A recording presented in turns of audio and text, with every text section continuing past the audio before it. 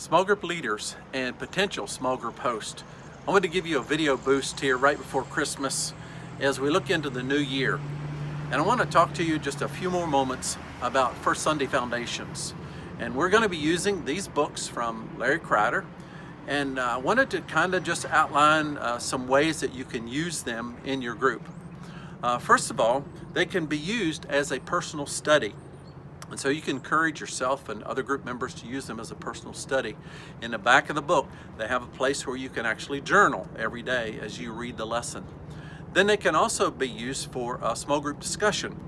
And so that's what we primarily want to encourage you to use, small group discussion. And again, there's questions in the back of the book that you can look and help lead your discussion. So in essence, it's all provided for you all year long. You just have to get started. So what's going to happen on the first Sunday of every month, January 6th will be our opening Sunday. I'll do a topic on knowing Jesus as Lord from the pulpit. Then for the next 4 weeks, you can take your group and you can study. Now the topics are outlined in 4 sections, so it makes it really easy for the next 4 weeks to take knowing Jesus as Lord and look at 4 different aspects of that and study it in your group and pray together to make sure you're grounded in the foundations. Now, I wanted to just talk a moment about the fact that we're all busy during the holidays. And you say, man, I don't know if I can get started in January. Well, let me just set you free. If you can't get started in January, start in February. Now, we won't start with Jesus as Lord.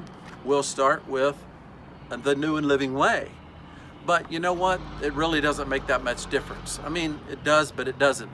All 12 of these are going to be foundations. And maybe you get to a place where later on in the year you think, I'm really crowded in activity. I don't know if I can do this month. Well, again, just step out and then step back in. I envision it like this, like an engine with 12 trains following. And the first train is going to be in January. You get on that train and you can do the 4 weeks of the book. And you can say, February, I might need to get off the train. And then you pick up in March again with another topic and get back on the train. And then maybe get off the train in August and get back on in September and ride for 2 months. In other words, if you miss the train in January, you're not going to be at the station for the whole year. No, you can get on the train, you can get off the train, again, as the Lord leads you. Now, we'd love to have you do the whole year, but we understand that sometimes life comes at us in a way that we just can't do it all the time. But anytime you can jump on board for a month, it'll be worth it. Now, the thing about this book is you have to be intentional. It's not really very heavy at all as far as workload, but you have to be intentional to stick with it. I just completed a whole year of reading the Bible through, and one of the things I needed to do was be intentional. I got behind, but then I read 2 days on one day and I caught up.